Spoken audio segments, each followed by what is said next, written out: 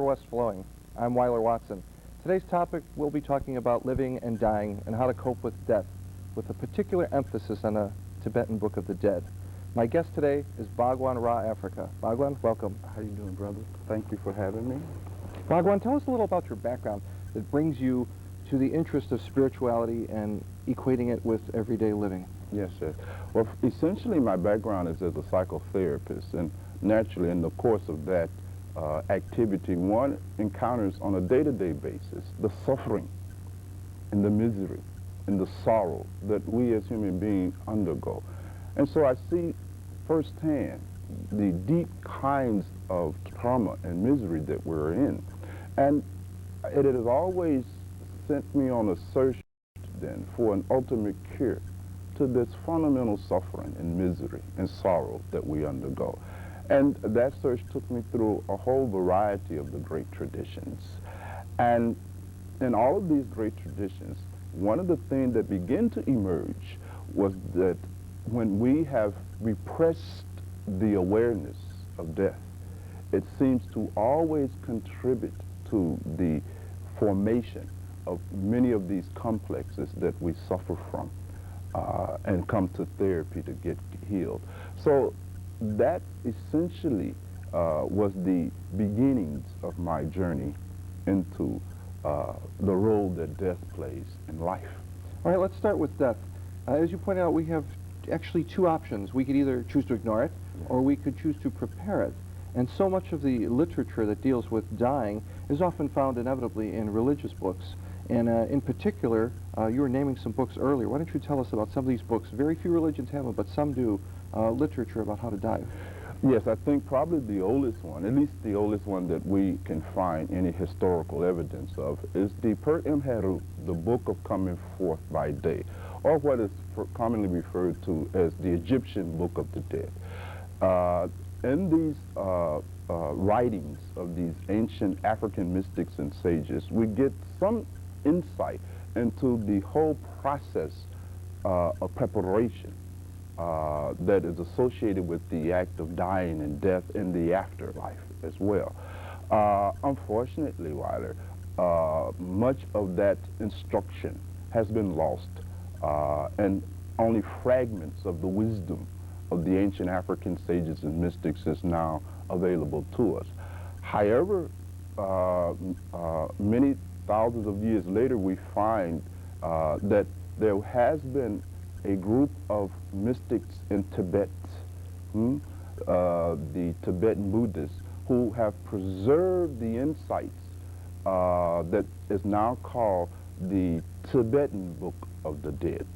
I believe back in 1927, Evans Wines probably introduced to Western readers the first understanding and contact with these ancient set of instructions on death. But since that time, of course, with the collapse of Tibet and the ability of these lamas and monks to penetrate other parts of the world, we now have a much better understanding of what the contents of these books were. But it certainly in the Tibetan Book of Living and Dying, we are able to begin to get some very, very profound insights into this whole process called dying and death and how it relates to living. It is very interesting that the quality of our life is directly related to the depth of our insights into death. In fact, so much so that without a very profound grasp of death and dying, one cannot live fully and accurately. One's priorities in life are skewed. Death then, and the understanding of death, tends to focus life and put it into priority and make it meaningful. And as you can clearly observe in Western culture, one of the problems we are undergoing is the loss of meaning. Life is no longer meaningful, and we are desperately searching for meaning all over the place. Yet this kind of meaningfulness can only result from a deep contemplation, reflection, and understanding of one's death and dying. Let's use that as an endpoint then. Gautama Buddha, the historical founder of this religion, I don't even know if that's proper. It may be a misnomer because it's kind of a philosophy. He's one of the only founders of religion I can think of who ever purported to start a tradition but not really believe in a god in a sense as we know it. Buddhism has, of course, spread into four main schools. We have Theravada, Mahayana, Tantric, and Zen. And, of course, Tibetan Buddhism comes under the guise of two things, Mahayana and Tantric. They believe in saving all of the world. They also believe in esoteric practices, chants, mantras, conducts of body and speech. It gets into yoga systems. And this Tibetan Book of the Dead, which its actual title is the Tibetan Book of Living and Dying, it's a whole long title. When it came to the West, it was quite shocking that people would even try to tell one another, oh, there's an art to dying and this is how we do it. Let's go into the premise of Buddhism about really non-existence, the sunya, the void. The world's empty and we are, but we coexist in sort of a bivalent system. Why don't you pick it up from there? Well, of course, it's very difficult to condense the essence of Buddhism to the scope of this conversation, and you will indulge me if I take some liberties with presenting the profound teachings of the Buddha, who gave 84,000 different perspectives on this very issue.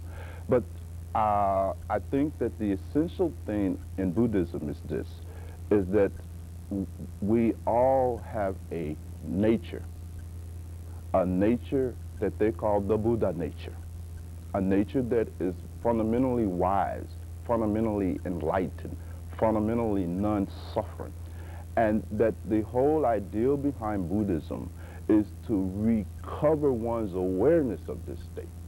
It is not the case that one is coming into union with a state, because in Buddhism it is understood that one is at all time inherently existing in this state called Buddha nature. So then we've forgotten it, really. We're not looking for something. We're covered. We're covered. We have obscured our awareness. This obscuring and loss of recognition of what is already the case is what is meant by being involved in samsara, the world, what the Hindus call Maya. And so the whole ideal behind Buddhism, as well as many other schools, we must say, has been simply the transcending, the dropping of this illusion, the recovery of this awareness of what is already the case. What in some aspects of Buddhism is called Doshin. And Doshin is actually the understanding from which we get the teachings of Bardos, actually. I was going to pick up there. Now, how does one who has forgotten their Buddha nature recover it? Is it innate in them? Can I find it in my own lifetime or several lifetimes? Do I need a master, or do we go to scriptures? What are some of the remedies? Well, in all of the teachings of the Buddha, with no exception, the Buddha pointed out that unless one come in contact with a master, with a guru, with a lama, there is no possibility of attaining this enlightenment. And Buddha wasn't the first to say that. The ancient African sage and mystic Ptahhotep says that no man is born wise, therefore the need for a teacher. Meaning to have been born means to have been already obscured. This awareness is already obscured by definition. And therefore, unless one encounter an enlightened being, then one will remain in this ignorance, this fundamental ignorance that does not enable one to experience one's true identity, which is the same as that of God. Is this an argument for evolution of humanity? Because it sounds like we always have pictures of ourselves as Stone Age beings who evolved gradually, and it sounds like we've reached a certain plateau that we can't get beyond without the help of these supernatural or super spiritual beings. Is that what you're trying to say, that we have to have someone who has either experienced enlightenment themselves or comes from somewhere else to help us? Is that correct? I think in a sense that is a pretty good summation. Certainly evolution will take us only so far. There is a kind of evolution that can only result from something much more deeper than the ordinary concept of evolution. And that is what the role of the guru, the master, the lama, the roshi, the spiritual friend or guide, or etc. It is to interrupt this misidentification process that is going on in our consciousness. There is a kind of optical illusion that is occurring in consciousness called ego. And the whole problem, therefore, is how to transcend and see through this ego. And for that, a force from the outside, much like in physics, an object at rest will remain at rest unless acted upon by an outside force. Therefore, there has to be an outside force, outside consciousness that impacts upon us and break this spell of Maya that we are all fast asleep in. You see? Mm-hmm. And so that becomes the necessary criteria. Not only in Buddhism, but in many of the great traditions. Ultimately, you will find that you can read scriptures, and you can read scriptures to the end of time. Now, you will gain a lot of information, yes, but there's a distinction between information and transformation. Please make a note of that. And one can enter into all kinds of other pseudo-spiritual activities, but one will not become a Buddha as a result of that. Only a Buddha can make another Buddha. Would you say then this is an argument for mystical experiences, that perhaps part of the indication we're looking for in self-growth is we've had an experience, some sort of mystical experience that would mark this transformation you speak of? Would you agree with that? Of course, absolutely. One has to have that breakthrough. One has to be able to have that view, as the Buddhists call it, of this fundamental reality. Remember, again, the Buddha's whole ambition was to end suffering. Buddha very often did not distract those who came to him with arguments about whether God exists or don't exist. You see, I consider those kinds of topics to be so far removed from the reality of your experience. Buddha said you are suffering. You are full of misery. You are in sorrowfulness. And let us find an ending to this sorrow, you see. That's interesting, because in religion, so many people want to have the broad overview. And you're right, the Buddha did say this is not really relevant to your situation at hand. And I actually think Buddha could be construed as one of the first logicians to study and practice fuzzy logic. The world was not black and white to Buddha. It was kind of shades of gray. Yes, yes. And it was always undulating. And the world of quantum mechanics comes to mind, the whole idea of the quantum field, simultaneously one and different. Why don't you bring us into that argument? How do you and I and everyone else who's watching the show as human beings, how do we exist simultaneously and differently as the world and individuals? Yes, it's a very interesting notion. And again, as always, it's not fair to try to reduce into a few comments the profound insights that are coming to us through quantum mechanics. But certainly we're beginning to find out that what we call reality, you see, is fundamentally nothing different from ourselves. Now, this is the first thing.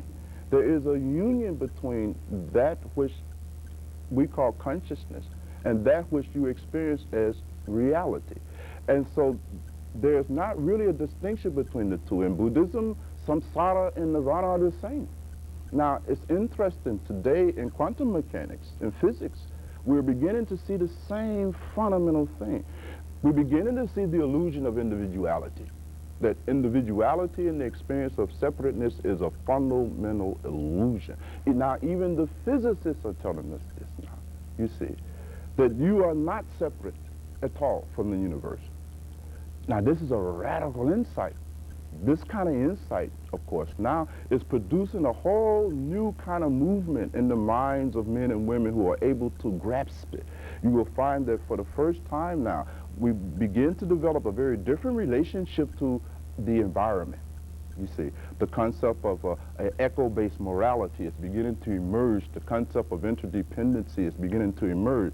And a lot of that has been the result of the insights of these physicists and scientists. Interesting. Even though the Buddha and so many other mystics thousands of years ago made these same statements, it has taken man and womankind a couple of thousand years to measure and quantify the insights of the mystics.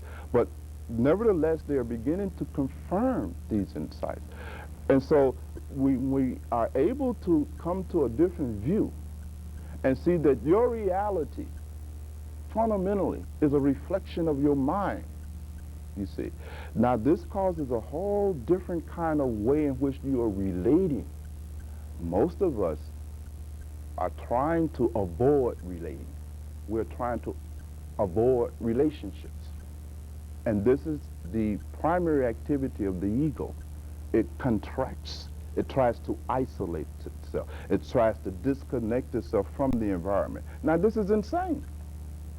You cannot disconnect yourself from the environment. We try to disconnect ourselves from other human beings. Now, this is not possible. It is all interdependent.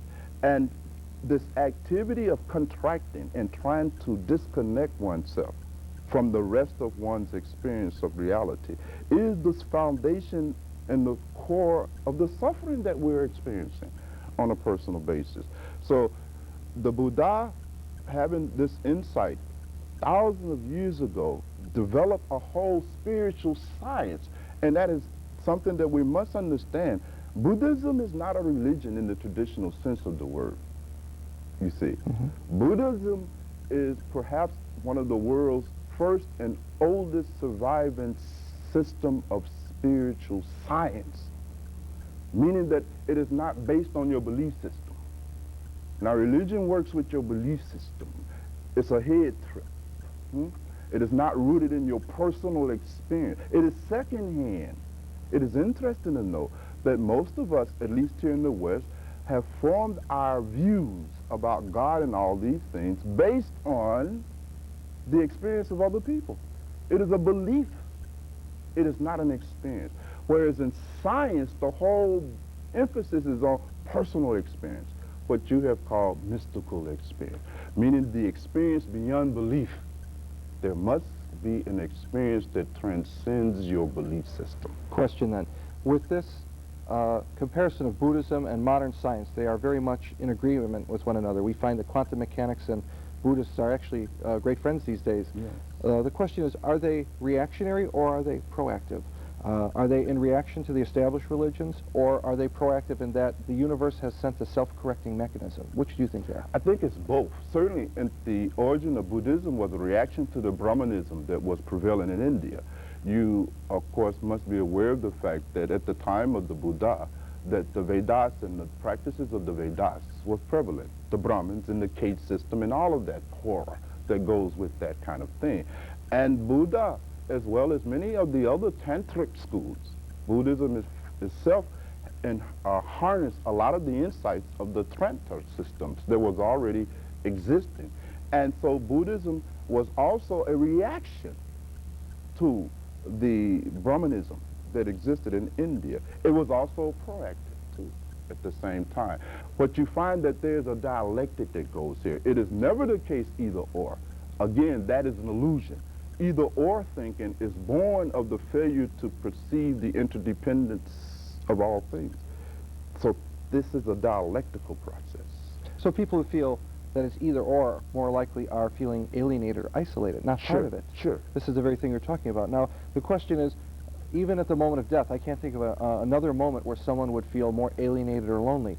What would you tell a person who's faced, say, with a terminal illness or who is inevitably going to die very shortly? Someone watching this show may be dying, or they may know someone who's dying. What would you tell them to do in order to tear down this feeling of alienation? Well, the best thing that I could tell them is to go and get them a copy of the Tibetan Book of the Dead and try to understand something about the process they're about to enter into. Very often, it is our fear and ignorance of what actually is involved in the process of dying that makes dying even more painful than it need be. Certainly, the only preparation that we can really make for our death and dying has to be made while we're alive. I must tell you that it is very, very unlikely that a person who has avoided this topic and avoided investigating it and avoided contemplating these things that we're talking about on their deathbed is going to be able to suddenly understand them. It's an activity that you have to go through. However, if one is not in this bardo of dying now, and it already has started, then one really needs to try to examine a lot of the things that they will find in these books on death and dying.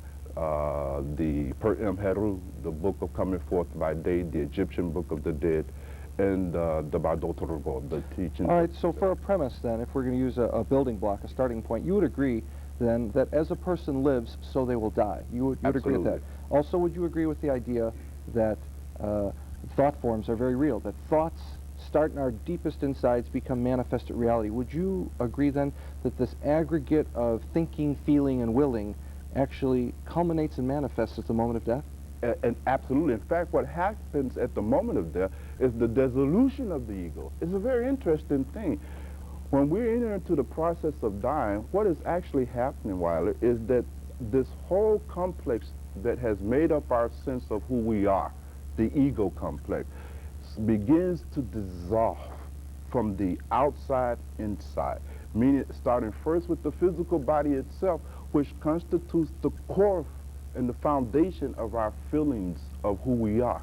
Most of us are very identified with this physical body. Now you can imagine the shock of losing your physical body. I dread it in myself. the sense you dread it. We all do.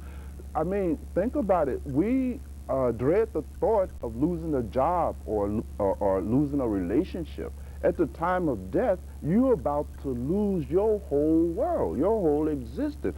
This in itself is terrifying. Would you say the fear of annihilation is a natural human fear? Sure, it's a natural human fear for those human beings who are still identified with their egos.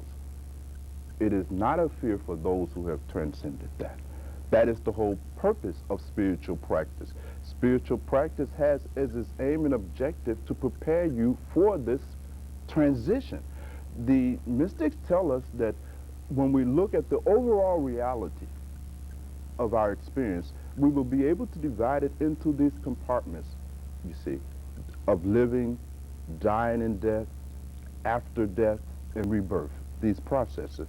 These are the bardos, and that these are the experience that will constitute all our reality. And that in this bardo of living, the whole ideal is to prepare oneself, because this will come to an end. One of the things that these mystics continuously try to remind us is that this will come to an end. You will die. Now we try to repress this awareness. We try to cover it up. We obscure this reality. And we try to therefore engage in all kinds of other activities to somehow find some kind of gratification of the fundamental fear that lurks deep down inside us of this inevitability. I have a question about the inevitability of death. It's one of the few things that we can be sure of, but you realize none of us know how or when we are going to die. So to what extent does that play a role? For example, if I knew I was going to die at a firing squad tomorrow, I'd be privileged because I'd know my moment of death. That's really quite a relief to some people. How much does that not knowing and how you're going to die play into repressing this? Actually, the question that you've asked now is really the core of the whole thing. The insight into this gives us insight into how we actually live. You're absolutely right. Most of us, we know we're going to die, but we don't know when. Now, it is out of this uncertainty that we are living. Because we don't know when we're going to die, we tend to postpone preparing ourselves because we don't know when. We're uncertain, you see.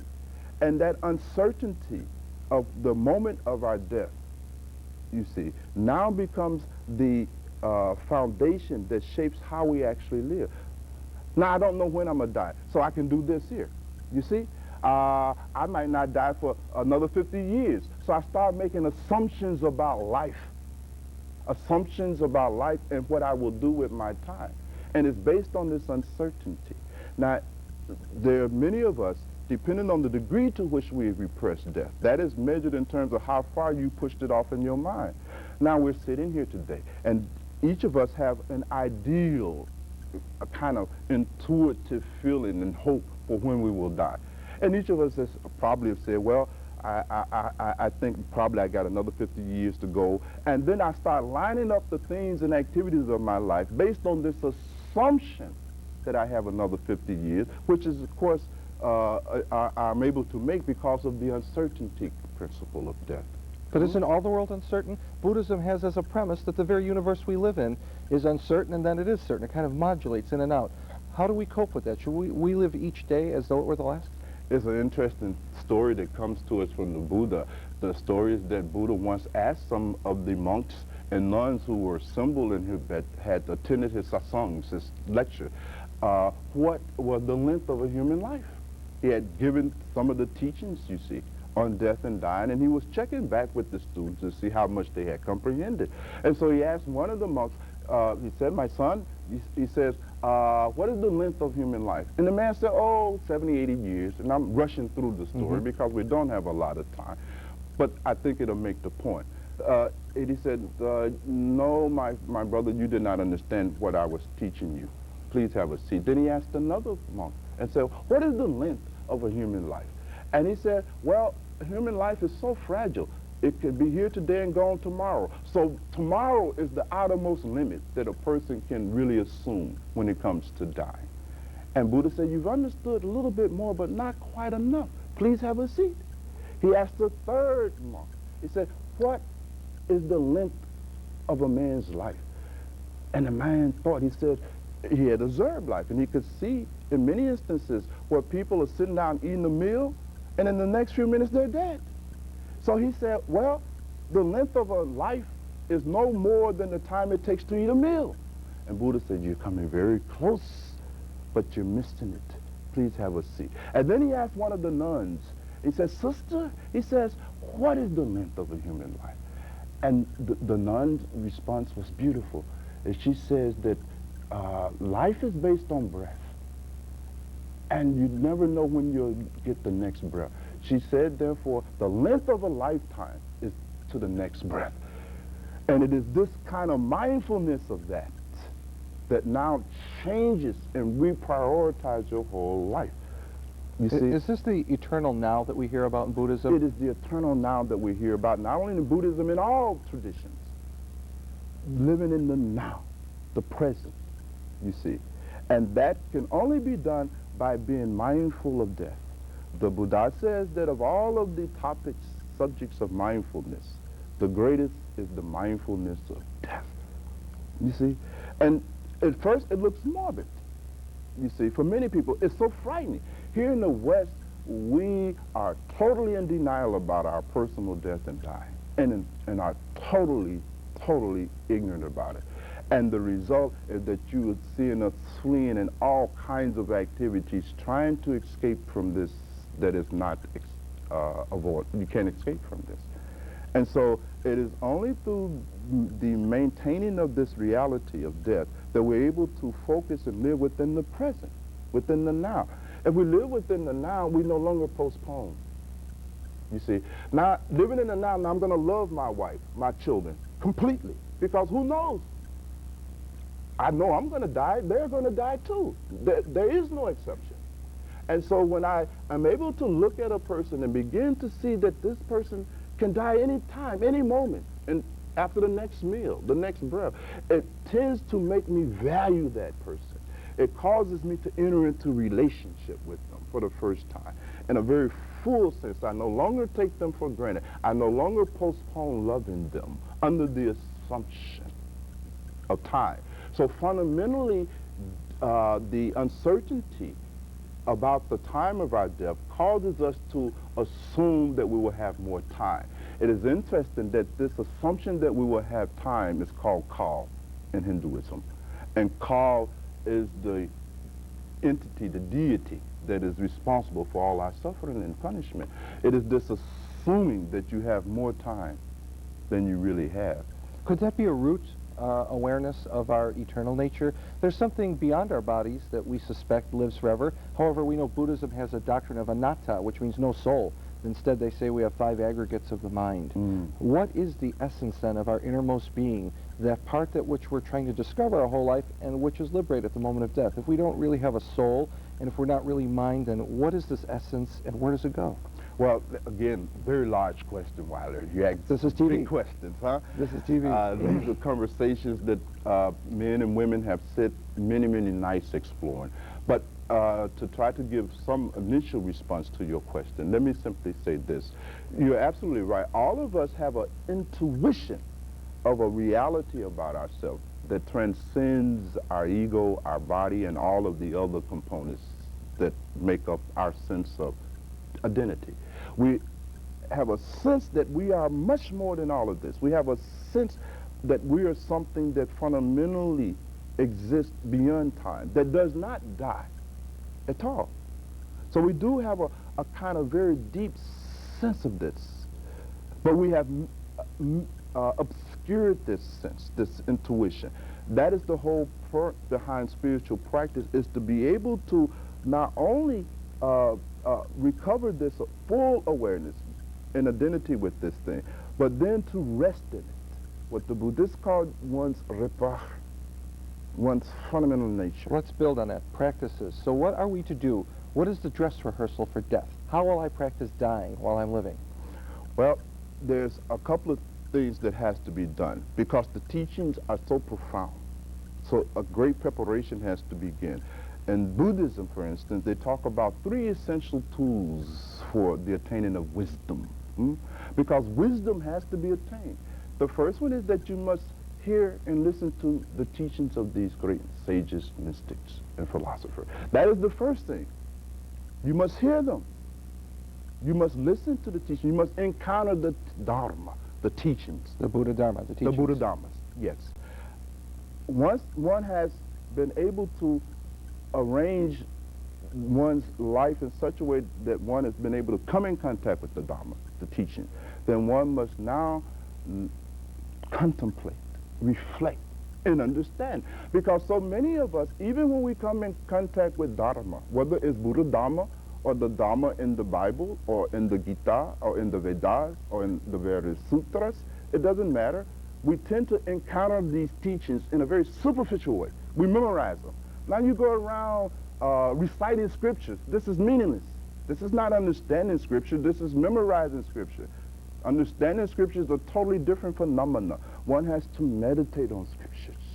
Deep contemplation, reflection. One has to eat it, drink it, let it enter into one's being. This is the second step that must be taken. And then, therefore, after one has understood, then one must apply the teachings, integrate the teachings into one day-to-day living. These teachings involve many things. One of the most important one is meditation. All mystics, with no exception, have said and declared since the beginning of time the role of meditation. It is inevitable. You must learn how to meditate. Meditation means to transcend this ego identity, to go deep into the core of one's own consciousness. You must learn how to do that. And you can only learn this from a guru. You can only learn it from a master. There is no way to read yourself into this kind of deep state of enlightenment. What is the difference then between meditation, dreams, out-of-body experiences? For the average human being, this is all a very vague area of their life. We all have these experiences. Some of us have had dreams that were more intense than others. Some of us have even alleged to astral travel and get out of our body and come back. How would we know if we are meditating or dreaming or just having a hypnagogic state? How would you differentiate? How would you do that? One of the things, there's many ways. Certainly one of the first things, of course, is that the experiences in these states are very radically different.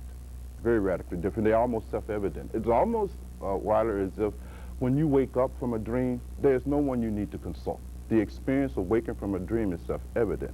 But apart from that, there are many other things. For instance, the experience of time, space, and causality is different depending upon what level of consciousness that you are at. Your actual experience of time and space is very different, you see. Whether they are hallucinatory or not, this is easy to determine, you see. Once you have gotten into it, the literature, again, goes into all of these things in much greater detail, and I certainly don't want to, in the effort to respond to that kind of question, do a disservice. One should really reflect upon these kind of things and really see how meditation works. We all have had all of these varieties of conscious experiences. Many people have out-of-the-body experience, near-death experiences, and all these other things. But these things always collapse back into this experience. You see, we have the waking experience, then we have some other kind of experience, then we got the waking experience again. So that experience is sandwiched in between two wakeful states. You follow me? Yeah, that's interesting because no matter what dreams you have, you always come back to here. So you really haven't gone anywhere. You're simply experiencing these from here. The mystical awakening is very different. Now your wakeful states are sandwiched in between the fourth state, the Turiya. You begin to experience your wakeful state like a dream. The mystics say that when you have really penetrated into the depths of one being, the one thing you will begin to experience is that this whole wakeful experience, this whole world becomes very dreamlike, because it now becomes sandwiched between two higher experiences. You will fall into wakefulness and wake up out of wakefulness back to a state of mind that you were in before you had fallen into wakefulness. Just as when you fall into a dream state, you wake back up into this state. That's how you know you were dreaming, because you remember being awake before you went to sleep.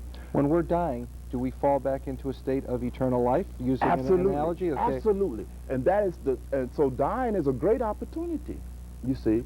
It is one of the great opportunities, because all of the kind of detachment and disassociation and withdrawal of attention from the body and the world that we have been desperately trying to achieve in our sadhana and our spiritual practices and our meditation happens automatically at the time of death. Automatically you become detached. You have no option, because dissolution is taking place. All of the covers that have obscured your fundamental rigpa, your fundamental Buddha nature, your fundamental purity, your fundamental oneness, all of that is wiped away. And if you have practiced spiritual development during your lifetime, you will be able to remain awake and recognize it. Problem is, you see, that we have not practiced, so we cannot recognize it. Just as when you go from this state of consciousness called wakefulness into sleep, momentarily there's a gap between entering into the dream state and your wakefulness state. And in that gap is your real nature. And you must be able to recognize it. And we practice during our lifetime, just as one is able to be aware in a dream that one is dreaming. This is profound. The Australian mystics and sages developed this technique to a great degree. They talk about dream time and how to actually enter into your dream consciously. A lot of the American Indians developed this particular kind of yoga, where they were able to enter into their dream state fully aware that they were dreaming. And that is a preliminary practice. Once one is able to do that, then the next phase of the practice is to enter into the wakeful state fully awake. Now this is interesting, sound almost contradictory. I am saying that to enter into the wakeful state fully awakened. That is why they call Buddha the awakened one. He was awake within the wakeful state, just as we are awake within the dream state. With all this talk of death and dying, it's inevitable that we try to make this argument linear, because we live in a linear world.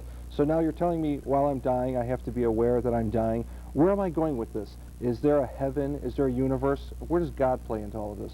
Well, that is very interesting. It depends on what one's views of God are. Many of us have a view of God as a personal God, right? What many philosophers call the parental model of God. We form a concept of an authority, someone who is personally looking out for us, etc., etc. If one's views, you see, is that one has a personal God, then the first thing you would experience when you die is what is ever in your mind. Your mind will be, remember, Weiler, the mind creates your experience. If in your mind you're carrying around this seed, this model, then that's what you will experience. You will experience a personal God. You will encounter something called a personal God. But that is only the preliminary experience. Interesting. As you go deeper and deeper into the experience, then this will end. This will come to an end. The experience of the personal God will begin to transition into a very different kind of experience. Those people, for instance, who have had near-death experiences very often encounter the contents of their mind.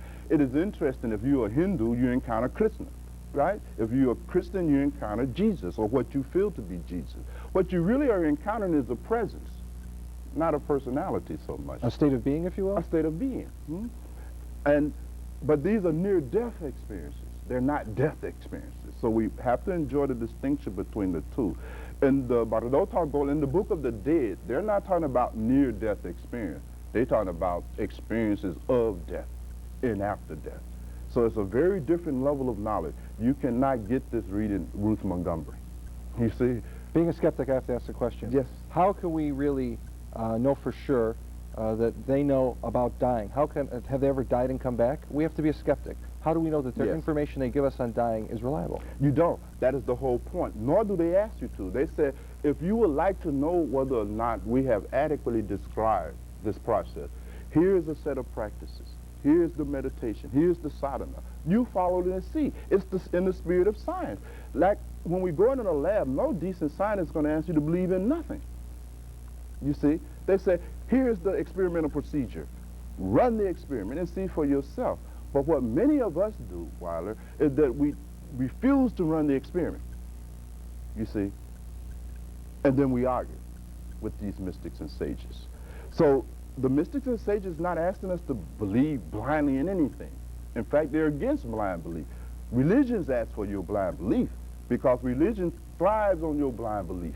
You understand? Mm-hmm. That's how they function. That's how they are able to maintain their institution and organization. You see, if you experiment it, you threaten their whole business, you see. But in mysticism, it's a very different phenomenon. It's like science. It said, here's the series of procedure. Follow them and see for yourself. Would you say that this whole mystical treatise in the Tibetan Book of the Dead is really beyond belief systems? It's really a science, more accurately, a spiritual science? Sure, it's a spiritual science, and that was the point I was trying to make from the outset. When we talk about mystics of the status of Ptahhotep, or Buddha, or Mahavir, or Kabir, or Dadu, or Teresa, we're not talking about religion. We're talking about spiritual science. Totally different phenomena. Self-realization instead of salvation. Totally, right, absolutely. In religion, somebody is to save you. Now you're looking for somebody to save you. And spirituality is none of that. You're liberating yourself from the illusion of even needing to be saved. Let's go to a paradigm that's kind of in between those two things. In Mahayana Buddhism, they believe that great beings, bodhisattvas, come down to earth for the mercy and benefit of all. They are viewed as salvific, but what they're really doing is giving you the information to save yourself. Is that right? Absolutely. The bodhisattva is basically a practice of attaining a certain state of mind that they call the bodhicitta. It is a state of mind that is full of what they call compassion. Now, the ideal of filling the mind with compassion is that it takes all of your attention off your ego. Remember, the problem is the ego. So by becoming a bodhisattva, it is a device, a method, a yoga, by which one is able to transcend one's own ego. It's an interesting practice. So it is with the transition of ego that the experience of enlightenment comes. So in Mahayana Buddhism, this stage of becoming a bodhisattva as opposed to an arhata, one who is working for one's own personal salvation, leads then to a much more accelerated recovery of this total awareness, because it is moving you even further from your ego. It's interesting when we talk about salvation, most often, what is it that we're trying to get saved? It is the ego. The ego, your sense of who you are, you want that to exist forever. The part of us that's false, you were saying earlier. The part that is false. Now, this is not going to happen. This is a pseudo-phenomenon. It is a temporary phenomenon. It exists in time. It is coming to an end. Weiler is going nowhere beyond death. Weiler ends there, you see. Now, that which underlies Weiler, the ground from which Weiler has emerged, that Buddha nature, that mind nature, or whatever you want to call it, that goes on. That is indestructible. That is eternal. But when we are talking about salvation, we're talking about the salvation of our egos, our personas, our personality. This personality, this persona, this ego, this thing is going nowhere. It has no reality. It has no independent reality. It is simply the result of the interaction of forces. It is a one-shot phenomenon. Now, diametrically opposite of what you're saying about going somewhere and going nowhere, I'd like to regroup and show our audience here that in Buddhism, the oldest form of Buddhism, Theravada, had the Arhats. Mahayana has the Bodhisattvas. In Tantric or Tibetan Buddhism, they have the Siddhas. Now, the significance of this in this conversation is Siddhas manipulate their own reality, if you will. They're the most skilled. They're the mystics in Tantric Buddhism. They're the ones who know how to navigate through the bardo. How do we become like the Siddhas? Well, you have to go to a Siddha, first of all, and sit at the feet of a Siddha, right? and receive the Shakti, the transmission of that Siddhi's power. You see, there's no way to read about the Siddhis. Please make a note of that. Now, but in Tantra Yoga, essentially what are we doing? In Tantra Yoga, we are transforming energies. We're transforming these fundamental energies, particularly the energy of sex. This is a very powerful energy.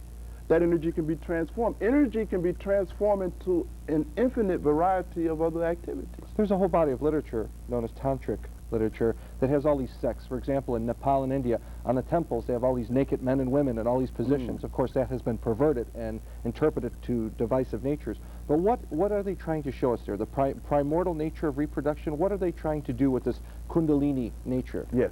What they're trying to really remind us, because a lot of the mystics put their teaching in architecture. That's a very interesting thing. Many of us are looking for books, for the records of the ancient teachings. I tell you, most of the ancient teachings were put into architecture, and that is what you have to read. And these temples then are like this kind of architectural. So we're working with images and symbols and not words or ideas. Not words and ideals at all. That's all at the conceptual level, not of much value, you see. But now the ideal is this, is that energy, in all its forms, when we talk about Kundalini energy, we're talking about all kinds of energy. We're talking about the energy that becomes anger, the energy that becomes love, the energy that becomes compassion. All of these energies can be transformed to each other. They are polarities. They're not separate. Is anger and violence lateral expressions of people who are not fulfilled spiritually? But of course, anger is one of the poisons in the mind. Anger is a great barrier for those who are in search of spiritual development. It's a tremendous barrier because it is a configuration of energy, right, that isolates you, contracts you to the ultimate limit. When one is in a state of anger, one is in a state of full contraction, so much so that you're ready to kill somebody now. They've closed off, they're not receptive. They're not relating, they closed off, they have maximized the degree of isolation available in human And now they're a projection machine, right? Right. They're not receiving, they're only projecting. That's right. And it has nothing to do with reality. It has nothing to do with reality, and in fact, they have cut themselves off. When you notice yourself under the influence of anger, you recoil from relationship. You pull out, you pull back. You cease to demonstrate love. You cease to relate. So in Tantra Yoga, you learn how to transform this anger energy into its opposite. And that's what Tantra is about. You learn how to transform the energies of sex into the energies of enlightenment, you see. So Tantra is a very profound teaching. There's not many Tantra masters left anymore. Tantra Yoga is such a rare phenomenon. Siddha Yoga is a very rare thing. And so it's very hard to find a teacher. Let's look at the end point now. Now that if I am blessed in my lifetime to come across the Master and receive this, internalize it, even practice through meditation, where do we go? Do we reincarnate, do we transmigrate, or do we stay eternally liberated? We have a couple options. Now, what are the mechanics that determine if I will reincarnate and take a different body, or if I will stay in the sunya, in the void, in a state of nirvana? What is the difference? One, your level of spiritual practice. Two, whether or not you are able to stay in the nirvana. We have to remember when we say attain nirvana, it is not the opposite of being in the body. There's a misconception there. These are states of awareness. These are states of identities. Could someone fall out of that awareness? No, not out of a nirvana. No. No, no way possible. Okay. One does not become enlightened and then fall out of enlightenment. No such thing. Then what about the bodhisattvas? They reach a state of enlightenment or near enlightenment, and yet they keep coming to earth to help those of us who don't have it. Yeah. What do they go through? Well, it's, of course, again, very big question, and there are 10 different levels in this evolution into full bodhisattvahood, you see. They call the Bhumis, the various stages in between that.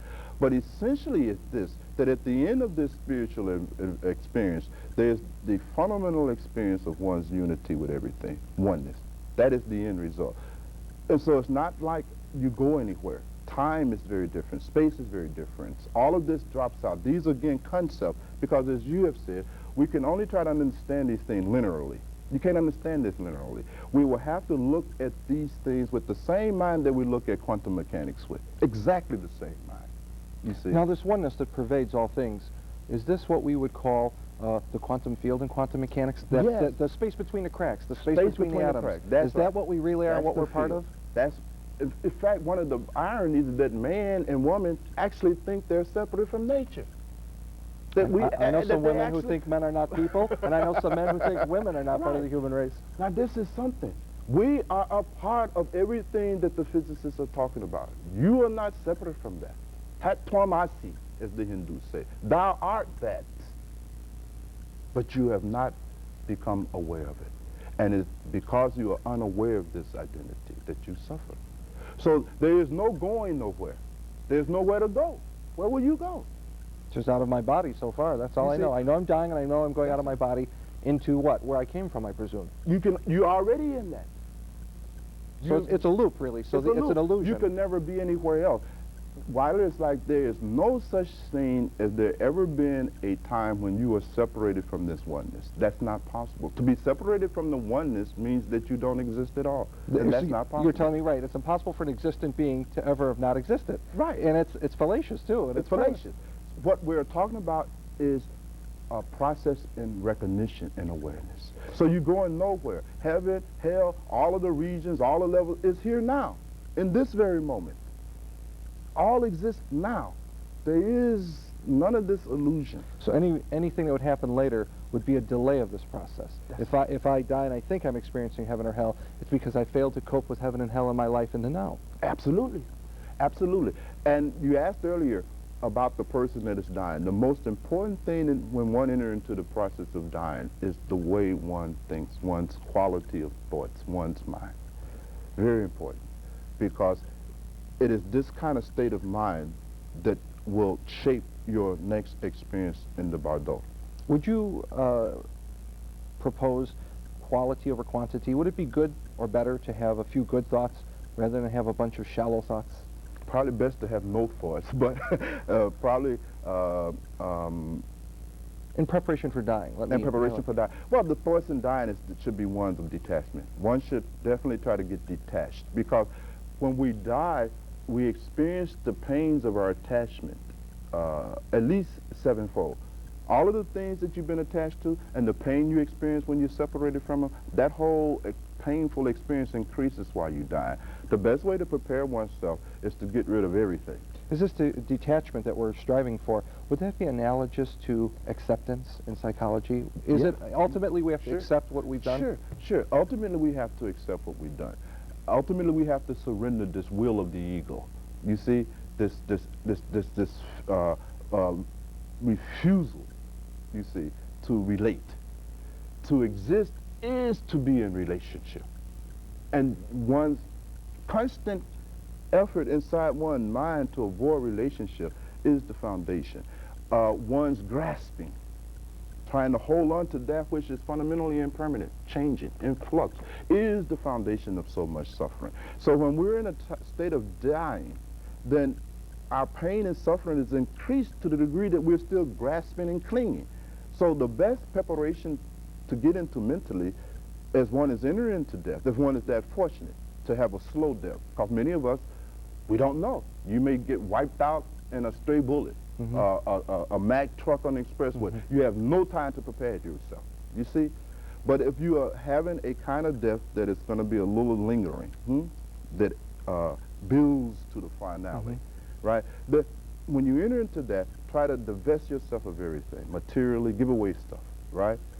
So that you are clearing the space of the mind, so that it won't be so much clinging. Because this is what makes dying very difficult. Now you're leaving your family. I'm leaving my children. I'll never see them again. My wife, my shoes, my books, my cars, my money, my this, my that.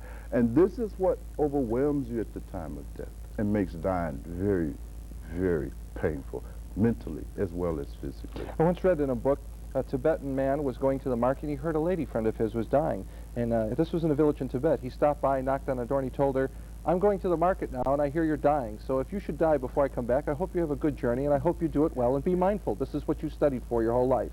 And with that, he left the door. Yeah. Would you agree with that? I agree. That is the story from that book, isn't it? From Sojo Rinpoche's experience of death and dying in his own Tibetan village. Yes, that is the whole thing. It's to help the person that is dying needs now to deal with their fear. Because that's another thing. because they don't know what's going to happen now. They've not investigated. They've not studied. They are fundamentally ignorant. They don't know what's going on, you see. And so one of the things that we can try to do is to, those of us who are with someone who is dying, the kindest thing that we can do is kind of help alleviate their fear. Give them some insight if possible. But again, I say the best thing that we can do is to work with a person while they are alive. That's the whole point. When you're on that deathbed, it's very hard, very difficult now. You know, very, very difficult to become enlightened. In conclusion of this whole discourse we've had, I'd like to review to our viewers, we have to remember that we're always suffering no matter where or what we do. There's remedies for this according to different worldviews. We call them religions. One of the remedies is to, of course, learn from someone who has experienced enlightenment, and then, of course, divest all of these things and prepare for death and do it consciously. This is the key word I've got out of this conversation, is you have to die consciously, with direction, knowing where you're going. It won't be revealed to you on the other side. It's much better to learn now, right? Yeah. And you would also say that if nothing else, people should start actively thinking about death each and every moment. They should live each life, in each moment of life, as though they were going to die the next moment. Yeah. And you think that will send them where they need to be? I think that not only will send them where they need to be, but it will change where they are at now, in this very lifetime. It will bring meaningfulness back to this life. It will reprioritize this life. At the top of our discussion, I said that we can just make a casual observation and see the problem in our culture is that our lives have lost all meaning. People don't know how to make their life meaningful no more. They're trying to make meaning out of getting more money. They're trying to make money out of bigger houses, this, that. That whole approach is underneath that is an effort to make their life meaningful. That cannot make your life meaningful. So the take-home message here is find meaning in a meaningless life. Right, and the way to do that is to understand the fact that you will die. Bhagwan, thank you for being with us. You're so welcome. We're out of time here on River West Flowing. I hope wherever you go and wherever the river of life takes you, please think about these things. For River West Flowing, I'm Weiler Watson. Goodbye.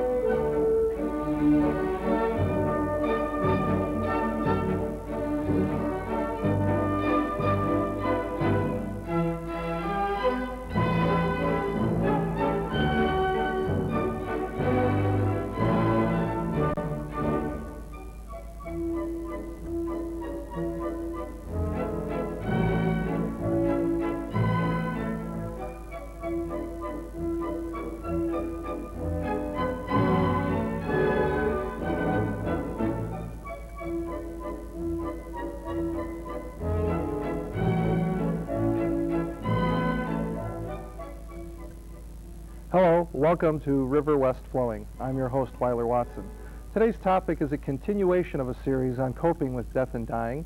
Our very special guest today is Bhagwan of Afrika. Welcome. Well, thank you, brother. We're going to pick up our conversation where we left off. Last time we were talking very much along the Eastern religious thought systems, Buddhism, Hinduism, that genre, about how they face death and dying and how, of course, religion inevitably affects our views because so often they're the ones who have framed coping with dying. Now, picking up the Eastern view, contrast that now to another view for me, will you, about just the very mindset of what death is and where we go. Well, of course, as you know, Weiler, there's so many different ideals about death and where we go after death. Some people, of course, feel that you don't go anywhere. That itself is a whole different school. And I think the Western culture, the Judeo-Christian tradition, the ideal is that after death you go to either heaven or hell, where you, presumably in the former, will benefit and reap all of the rewards of living a good, virtuous life, and the latter, unfortunately, for those of us who have sinned and lived a horrible existence. And these then become pretty much the sum total of the metaphysics offered in the West as it relates to death.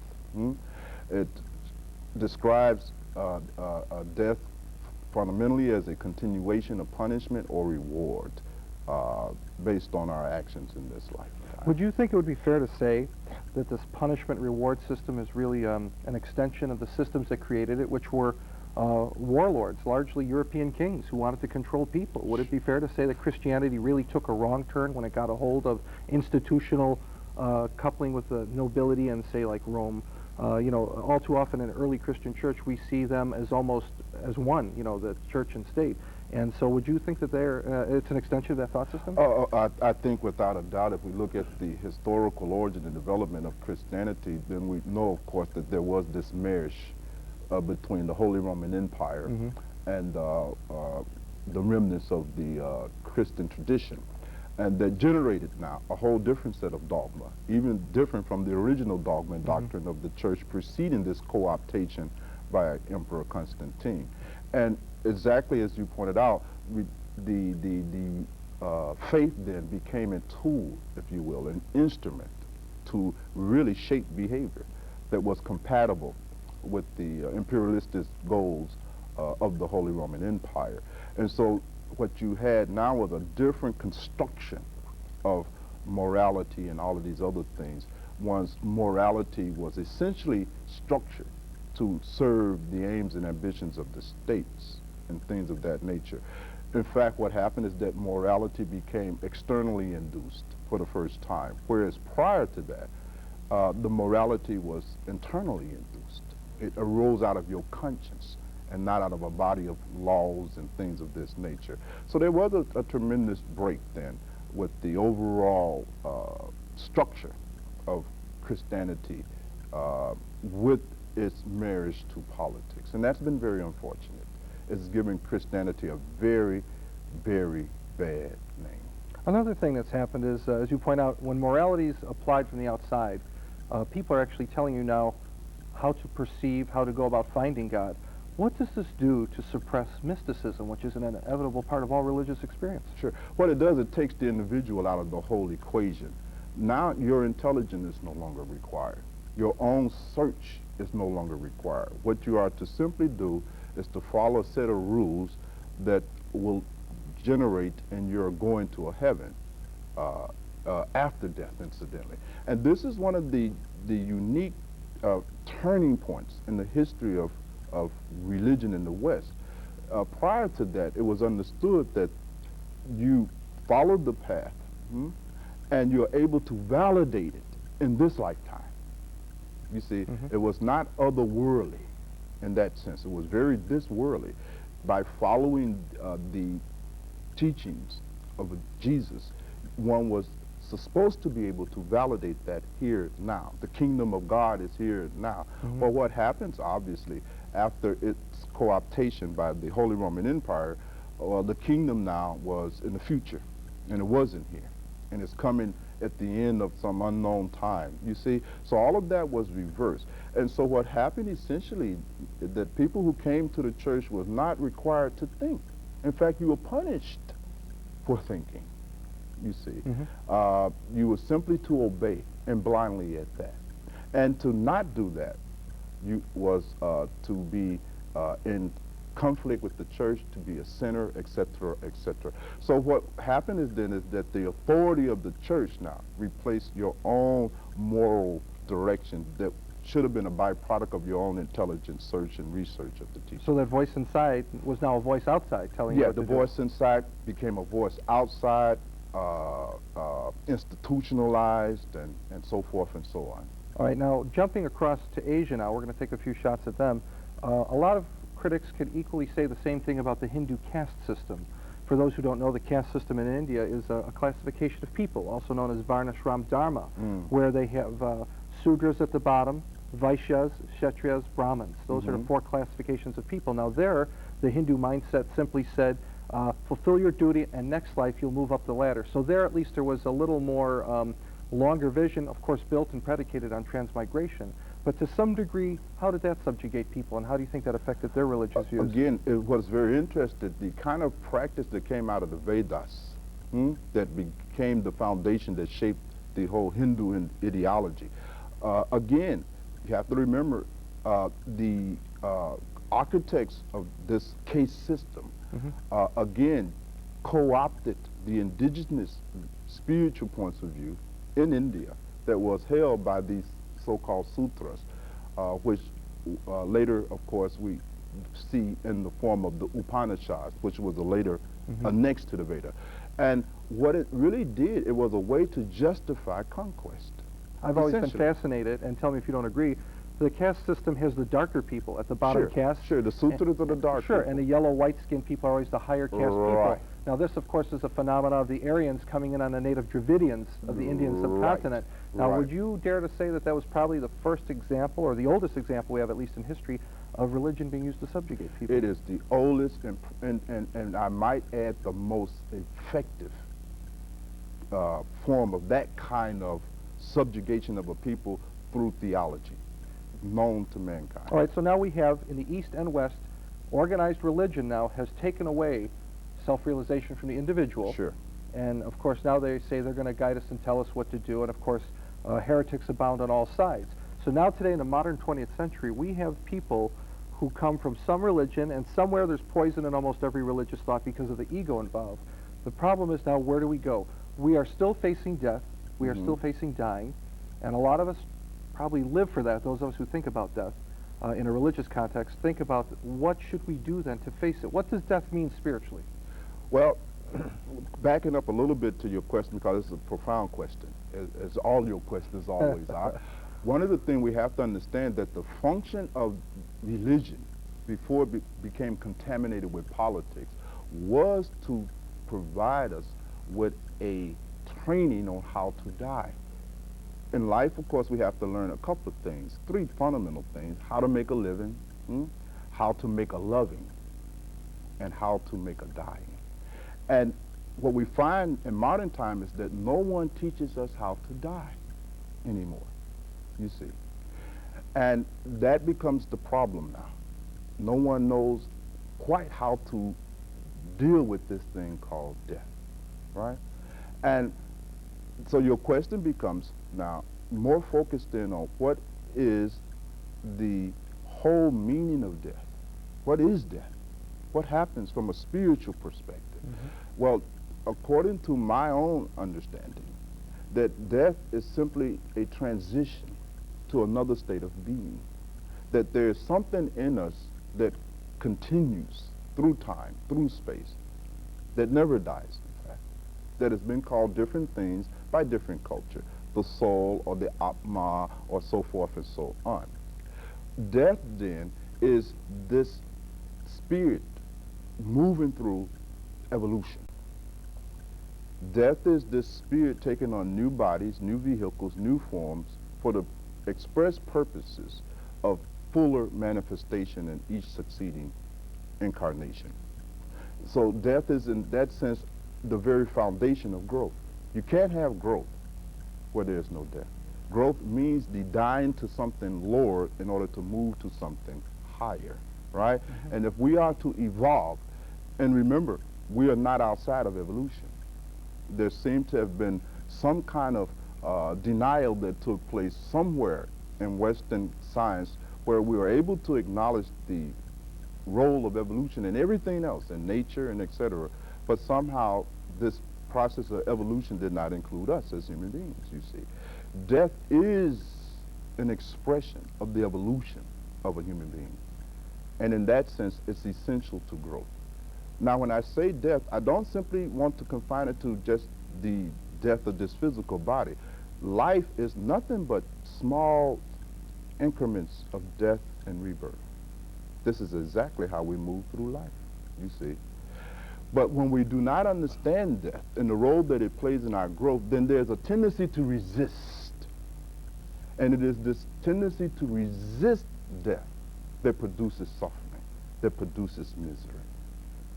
You have to understand that there's a thing called homeostasis, this tendency to remain unchanged. Now, this is impossible in this kind of universe. Everything will change.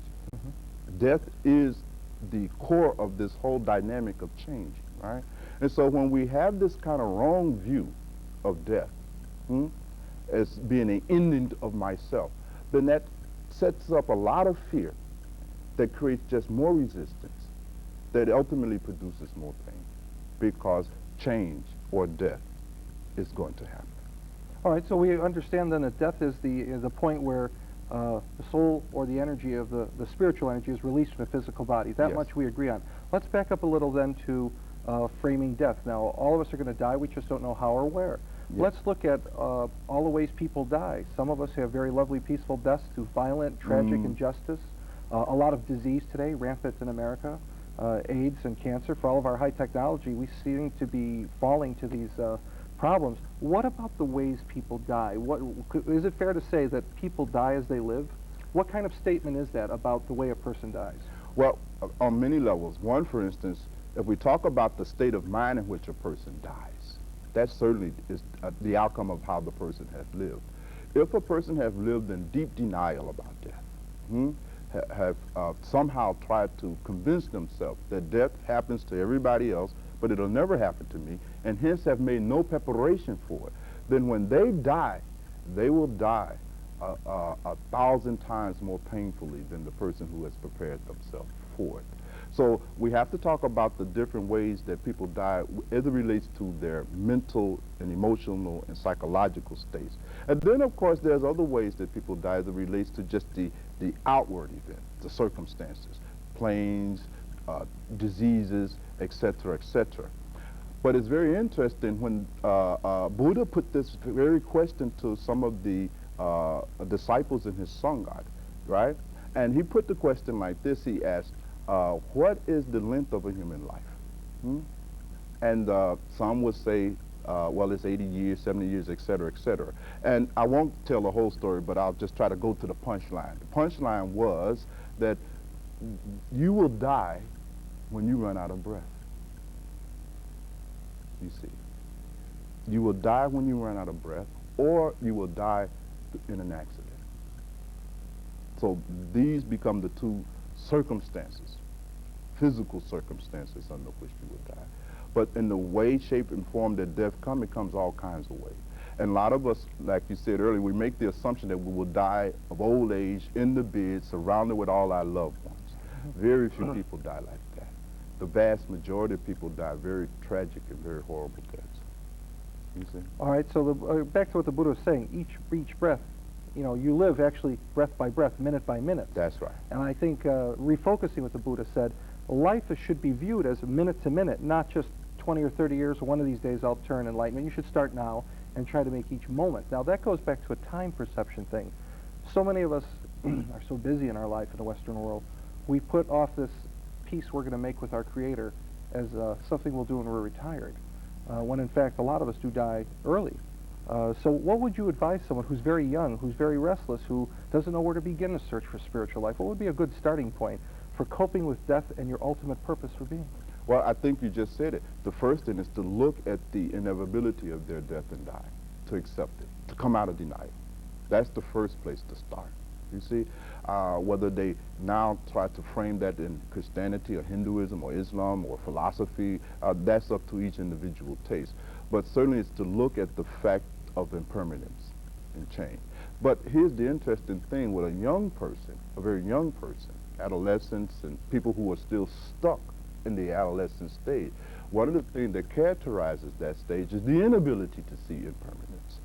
That is why in many of the traditions there was a minimum age put on accepting a person into a spiritual tradition, simply because it was understood that unless and until the individual had reached a certain level of development, then they could not really respond to the teaching, to the Dhamma. They could really not take it seriously. And that becomes the problem for young people as such. But that goes with that developmental stage, you see. But there will come a point in everybody's time when spiritual puberty sets in, right? Where they are now capable of reflecting on their own death and dying. You have to understand that there's a level of spiritual development, or maybe lack of spiritual development, where a person do not have the capacity to reflect on their own life at all, you see? And until that developmental stage is reached, it is very difficult for people to respond seriously to the teachings.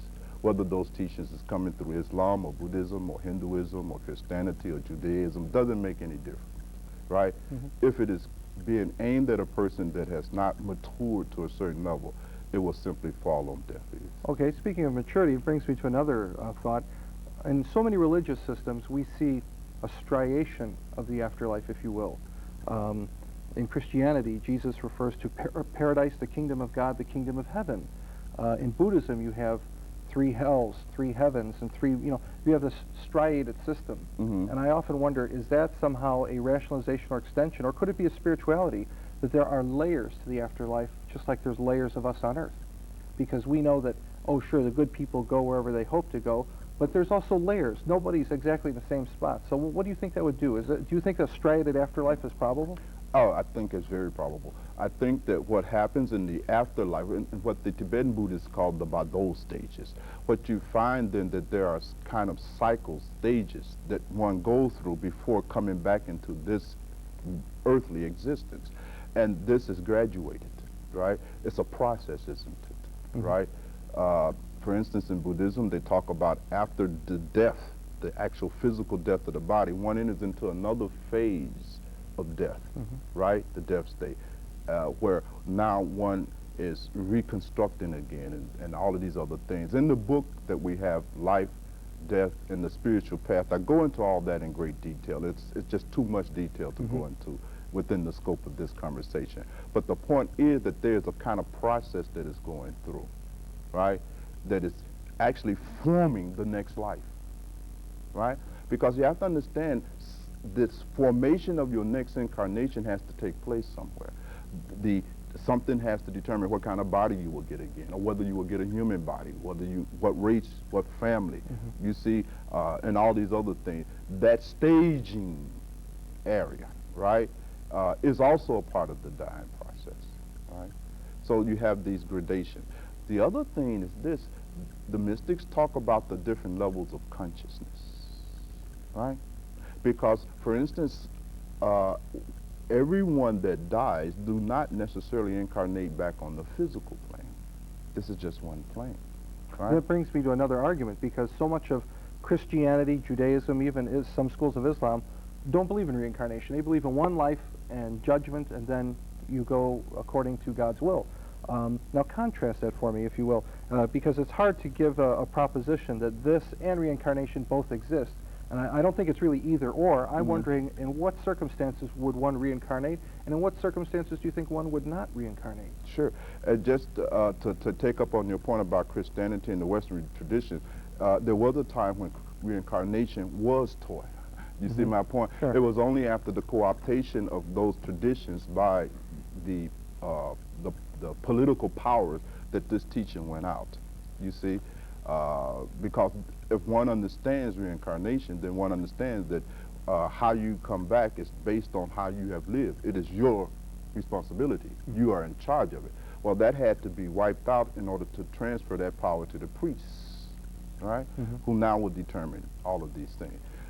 The other part of your question has to do with this whole business about reincarnation, right? And how and what determines whether a person comes back or don't come back.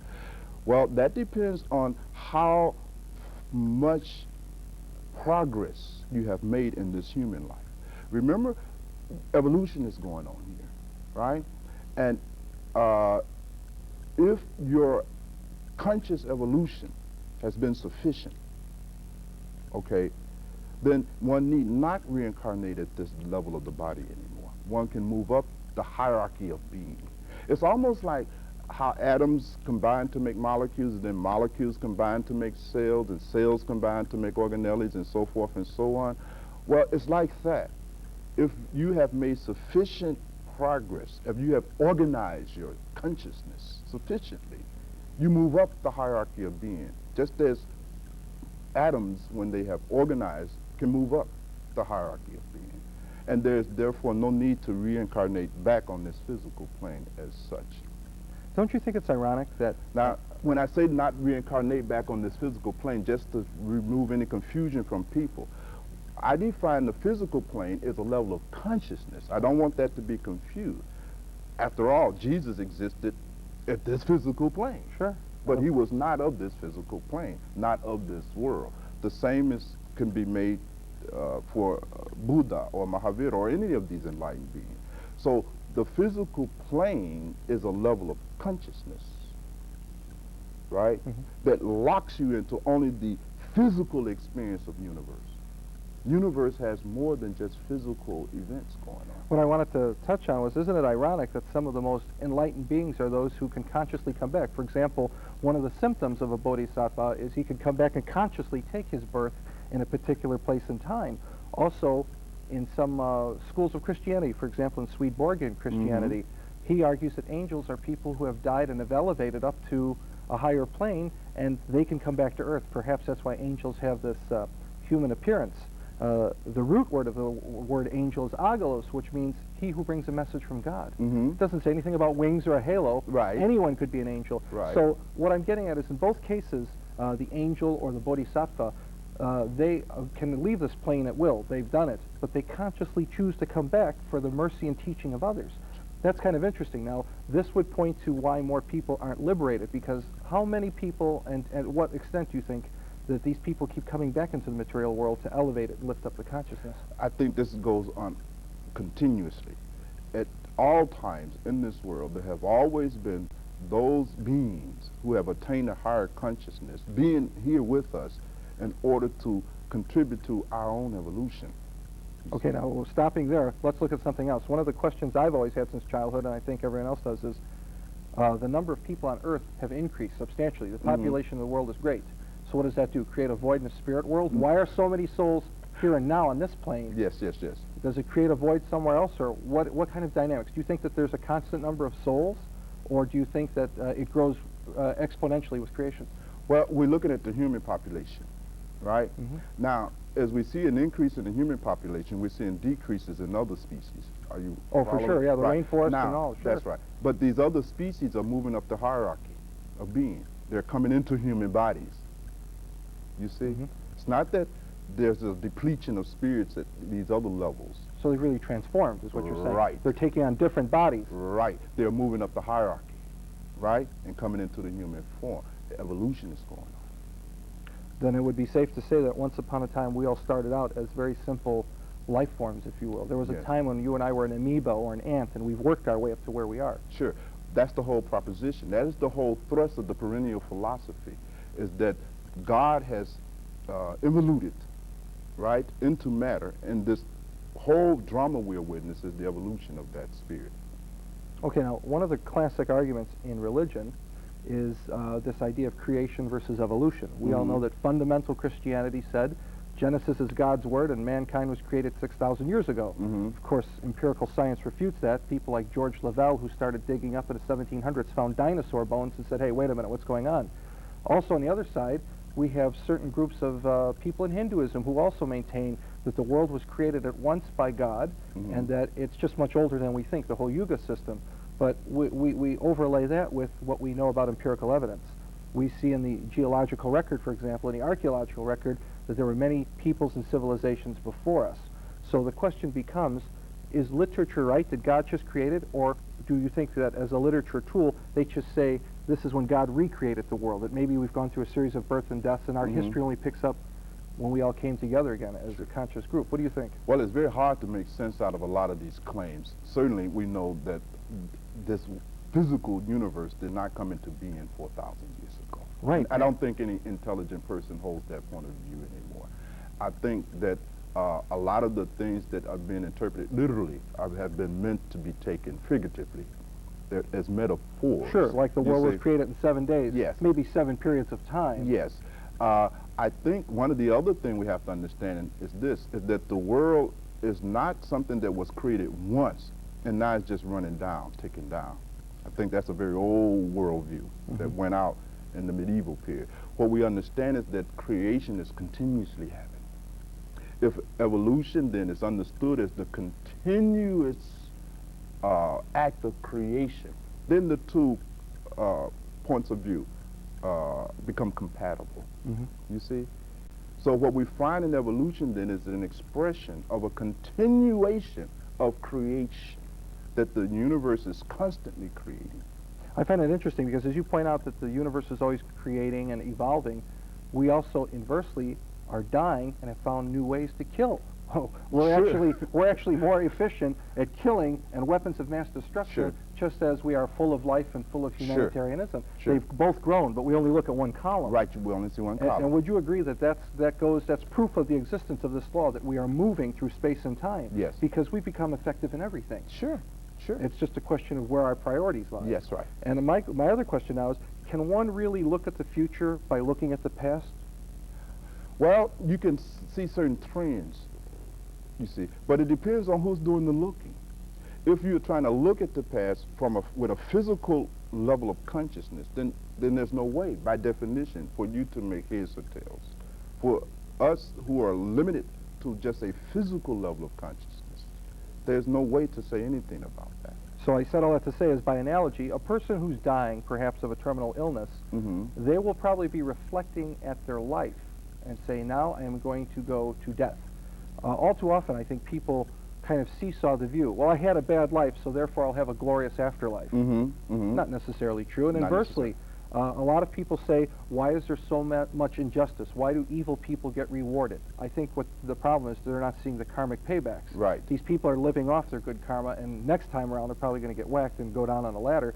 But how do you deal with people who argue, why do bad things happen to good people? When someone's dying, one of the big problems I've seen with them is they may argue, why is life so unfair? What about the injustices? What would you say to them? Well, fundamentally, you see, we have difficulty in these areas simply because we don't have the kind of knowledge, the scope of knowledge, to really understand things. And so we label these things, good, bad, evil, unjust, but we label them out of the context of our own ignorance. We cannot see the big picture, right? And you mentioned a key concept, karma. Now let's say, for instance, if I see this person who gets killed in a drive-by shooting, right, in this incarnation, 5-year-old beautiful child, right? And I will interpret that as an evil, unjust, unfair act of a God, a ruthless God at that. But if I had vision where I could have seen the prior incarnations of this being who was born in this life as a in this little body, etc., and dying under these circumstances, then what I might have found is that this person 10,000 lifetimes ago, right, murdered people. Might have been a drive-by sorting. Might have been a drive-by on a horse, right, with a lance. Sure. You see? And therefore is undergoing the consequences of those actions in this birth, right? You see. One thing we have to understand, that this universe is built on laws. And one of those laws is that there are cause and effect, consequences. It's been said 100 times by everyone who you could imagine, from Confucius to Jesus Christ, what you do comes back to you. What you sow, you shall reap is another way of expressing this law of karma. Now, this problem is this sowing and reaping is not confined to the narrowness of a single lifetime. The universe has infinity of time to work out this law, you see. So we cannot measure this law within the narrow consideration of 70, 80 years on this plane, right? So it is because we cannot see the whole picture then that it looks, evil and unjust. Now, there's been other people, of course, Weiler, who had the problem with the fact that if God is good, by definition, then how can evil exist? Right? So either evil is an optical illusion in consciousness, right? Or God is not good. Right, that's been an argument. Matter of fact, I'm thinking of a book written by a rabbi, Why Bad Things Happen to By Good bad People. things, I'm familiar with Right, that. and yes. he argued that God is either not all-knowing or all-powerful. Right. If these things do allow. Now that's one viewpoint. Yes. Now taking your viewpoint in a huge context, karma, God stands back and lets you do whatever you want, and your actions have a repercussion, if you will, through the universe, coming Sure. back to the author of those actions. Sure. We even have a repercussion in this lifetime. We need not even escape too far out into this kind of big vision. Even in this lifetime, we see how the actions and activities that you have engaged in the past impact on you now in this lifetime. Okay, so what we're talking about very much is a merit system. What you do comes back to you. Now let's bring in this very profound idea, and I think one of the real jewels of Christianity is this idea of mercy or grace or compassion. Mm-hmm. What would make God, out of nowhere, suddenly suspend the merit system, if you will, and say, if you're half an inch short, I'll let you go because I see you're trying, your effort's sincere. He sends a messenger who teaches grace. And I think grace, by its very nature in the Christian context, is misunderstood. It means a gift. Yes. Elaborate. What do you think that gift really is in the context of what we've been talking about? I think that this grace comes in the form of increased awareness. That is the greatest gift. That is the greatest grace. Because it is in this increase in form of awareness now that one is able to undergo the consequences of their karma. They In have such a way. that presence of mind to withstand that presence trials of and mind. tribulations, In right? fact, you cease to experience it as trials and tribulations anymore. And that's where they become proactive and a real self emerges through that. That's It's kind of a right. purification, if It you is will. very much a purification process. Because I'm sure anyone who reads the Bible, the Quran, or any religious history will find that all too often the pages are written with lots of blood. A lot of good and holy people are That's right. killed, That's right. and it appears unfair. But what good comes out of it? You say it's a purging, if you will, It is a purification. purging. Sure. Again, it is a movement up the hierarchy of being. You see, it is a actual accelerated dying of a lower thing in a person. It's interesting Thereby liberating a higher perspective. because the more rapid the death, the more rapid the change of consciousness. I'm Sure. thinking of many famous Christian martyrs or Islamic martyrs. They're killed, and their death has an impact on those around them. Sure. There's a quickening in those left behind. Absolutely, because their death killed something in you. With their death, something in you also dies, that also now liberates you. That's the whole concept behind them being sacrifices. That's the whole concept of a sacrifice, isn't it? Right? The sacrifice is for you. There has to be some kind of connection between its death and your birth in order to make it worth even doing. You follow my point? Would you agree then that was a lot of the momentum and energy Christianity had? Sure. You know, when they were all being thrown to the lions, these people stood there and took it, and after a while, Sure. even the Roman citizens who were bloodthirsty said, how do these people keep doing it? How do they get the strength to? That's right. I think that was the initial momentum, which has since been lost in modern times. Sure, and you use a very good example. That brave act released bravery in you and in me and those who witnessed it, right? Their conquest of fear liberated us from our fears, you see, and moved us to a higher level, you see. And so at all times, you see, that is what an act of grace does ultimately. It moves you to a higher level. It gives you a larger perspective. And with that increased vision, now it changes the whole quality of your life. Now, giving everyone their dues, we have to go, of course, over to Buddhism. Yes. During the Vietnamese War, a lot of monks were setting themselves on fire in protest to this nonsense of, political fighting. What did that release in us when we see a Buddhist monk who ignites himself on fire? First of all, it makes us reflect on it. Sure. Right? I think it was Life or Time magazine. They thought enough of having that famous picture. That's right. What does it mean to it? What is he doing? He's protesting what? What he's doing, he's making a statement about his injustice and things of that nature, isn't he? Right? The aggression against other sentient beings. Aggression against other sentient beings. And he is modeling and demonstrating the Bodhisattva vow, right? And these men and women, of course, who did that were Bodhisattvas, right? And the Bodhisattva whole mission is what? It is to do anything and everything necessary to bring other sentient beings into higher states of consciousness, isn't it? Even in Christianity, we find one of the statements that Jesus used to describe this same kind of Bodhisattva mindset when he says that no man hath greater love for his brother than to give up his life. You see? That is the outermost limit of the demonstration of the creed of the Bodhisattva. And when somebody has given up their life for you, right, it tends to really increase your own perception of your value of that life. My God, you mean my life is so valuable somebody would die for me? It causes you to have a whole different relationship with your life. It moves you to a whole nother level of reflection. Now, you might have been thinking all along that, well, my life is worthless, right? But when somebody is willing to lay down their life for your life, it takes it into a whole nother level, right?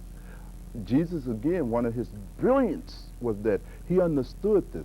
Jesus was one of the few mystics in the history of mystics coming into this world who developed the incredible skill to transmit the experience of being loved. Essentially, this is also the feeling that comes from the grace of God. When we talk about you receive the grace of God, what we really essentially are talking about, Weiler, is that you have had a mystical experience of God's love for you. A realization, right.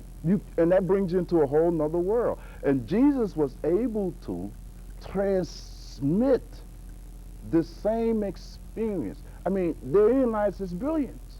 Sure, because up until that point, it was the merit system. Sins, good deeds. Sure. And most of us figure out at a very young age we've done more bad than good. Jesus understood that how do you get a person to live a really righteous, religious, love-filled life? You have to give them the experience of being loved. You cannot produce that kind of compassion in a human being just through rules, regulation, dogma, and doctrines. It doesn't work. It cannot be induced from the outside. Jesus understood that. So what do? You give the experience of a person being loved. And this experience impacts you in such a way, it forces you now to be more loving because you have been loved. You see the difference? And that was his incredible genius, unique in the history of mystics. Buddha, of course, had his own brilliance. Don't misunderstand me. Well, they came for time and circumstance. Time and circumstance. Yeah, each area needed a particular medicine. That's right. And that was the unique thing about the phenomena called Jesus. He created a system whereby he could really transmit the experience of being loved to human beings, in spite of their imperfections, shortcomings, and fault, and enhancing their whole sense of worth and value that now changed the whole way they behave. Remember, our behavior proceeds out of the image we have of ourselves. And when you've been loved like that, your whole image of yourself shifts, right? And therefore your behavior. You see, that was the whole point in Jesus watching the disciples' feet. You see, very brilliant. And the unfortunate thing about Christianity is that when it was co-opted, diluted, and made over by Emperor Constantine, right? When all of even the Gospels that pointed to this kind of science that Jesus taught was eliminated from canon, right? Was not included in it, then it lost that flavor. Well, yeah, and of course your Christian scholars would point out that there was a lot of heretics who taught Gnosticism, which were your ancient mystery religions of the circum-Mediterranean.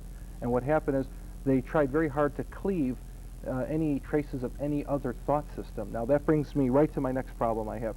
Now we have all of these religious ideas. We live in an age of freedom of information.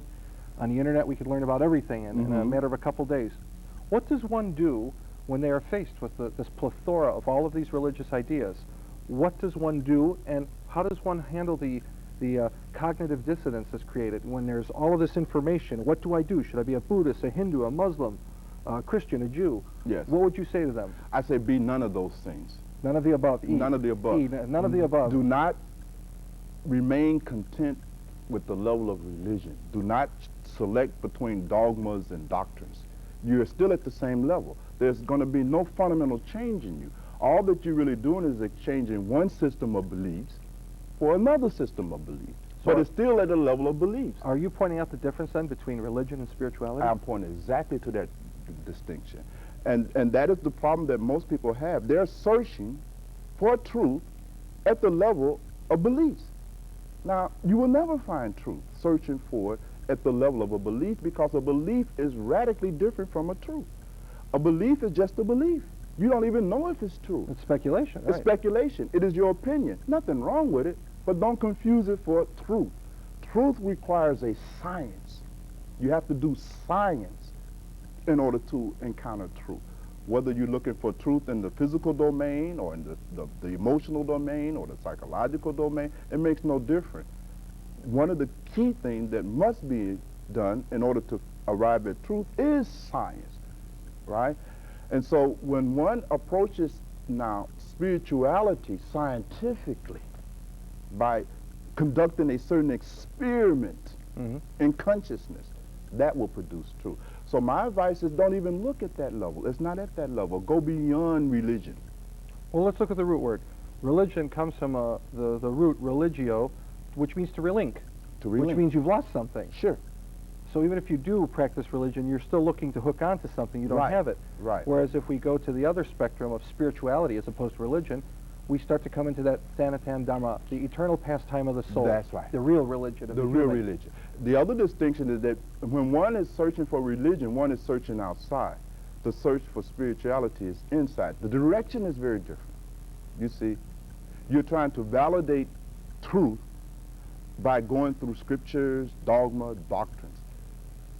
But that's no way to validate something, to determine whether it's true. You have to validate it within the context of your own consciousness and experience. So spirituality takes the search for truth inside. Religion takes the search for truth outside. You see, one is intellectual, right, and cerebral, and only evolve the superficial parts of your being. The other one is very deep. You see? And so the direction is different. Now here's the interesting thing, Weiler. It has been those men and women who have gone deep inside that have given the world religions. Interesting. Right? But what does that leave behind? Religion is a byproduct of a spiritual experience. Of an individual. Of an individual. A great figure, right. Sure. And religions were originally injunctives. Religions were the exemplars. Religions were an outline of the experiment that this person conducted to attain the enlightened state. But when that experiment was altered, the guidelines was altered. The guidelines weren't even understood. After that mystic or saint or sage left the world, nobody knew what the hell they were doing. And so they just put together any old kind of guidelines, of a recipe, if you will, that had and bore no relationship to the original recipe. And hence, they don't even follow. Now, it's a bad recipe, but it's still some guys. They don't even follow that now. Now they just believe in the recipe. Now, Weiler, I believe in a recipe for a carrot cake. How in the world will that give me the experience of eating carrot cake? It really won't. That's really what's won't. So ironic, because what you've explained is the risk element, the dare to be yourself has been taken out of the equation. It's been eliminated. And I'm thinking of that line from Braveheart where Mel Gibson said, it really doesn't matter how a man dies, it's how he lives. Right. And that is gone, you see. And that is not at the level of religion. So that's what, not only the young person, the old person, anyone that is in search of truth will have to look inside, you see. You cannot, by definition, find it in organized institutional religion of any variety. It has never been found like that, and it will never be found like that. Where does the impetus come, then, to be all that you can be, to really find out who you are in this lifetime? What do you think it is? Do you think it's by contact? Does it come from within? What are some of the dynamics of these explosions that make some people take off? Well, it's interesting. According to the literature of spirituality, the answer is that whenever you come in contact with a Buddha, a Jesus, a Mahavira, a Kabir, a Patahotep, an Imhotep, a Kajami, they trigger it in you. It's synchronicity. Right, they are like the cue ball on a pool table. That's Their presence shakes up everything. That's right. Hence the value of the presence of the holy man, the holy woman. All traditions, with no exception, throughout all time and culture, has emphasized this one thing. You must somehow seek the company of the holy, because they will trigger in you, you see, that urge, that drive to move deeper. What's interesting is it appears that rather than leading you to God, often they make you find the God within yourself. That's all they do. And that's very That's profound. the distinction. because now, rather than look for this nebulous God in another lifetime, you experience God within you, and you become perhaps an extension of the body of God, if you will. Of course. And again, if you look again closely at the teachings of a Jesus or Buddha or any of these great mystics, that's exactly what they teach. It is interesting when Jesus, during his ministry, taught the kingdom of God is within you, at hand. The most misunderstood statement. Most misunderstood. Kingdom of God is within you, at hand, right now. Not coming down no road nowhere. You see? But not up in the sky. But that's like saying radio waves are right here right now, but unless you have the right tools to pick it up, right, you're not going to find it. It could be right here. Sure. And Jesus not only pronounced that reality, that this kingdom of God is already the case, and here's how you tune into it, he says. Here is the example. He gives the tools. He gives you the injunctive. He gives you the experiment that you have to conduct. He gives you the paradigm, right?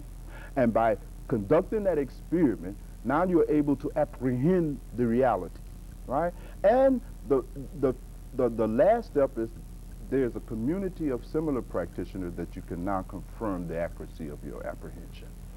And the cycle is complete. Now this brings us to a big head, because I'm sure a lot of people watching are jumping up and down saying, oh no, that's not how it goes on in my church, and I'm going to speak on their behalf for a moment. They're saying that if the God is within you and you enjoy this co-creation, that somehow we're all part of this creation and we're all going to one place. The argument becomes, where does the sovereignty of God come in? Where does the finality of karma and God's judgment go with all the slack and grace he's given us to be co-creators with him? Yes.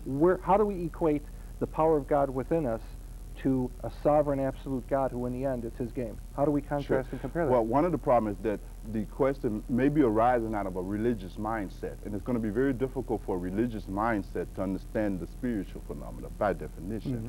The other thing is to have to understand that God is both immanent and transcendent, right, in its creation, right? And therefore there is really no contradiction at all.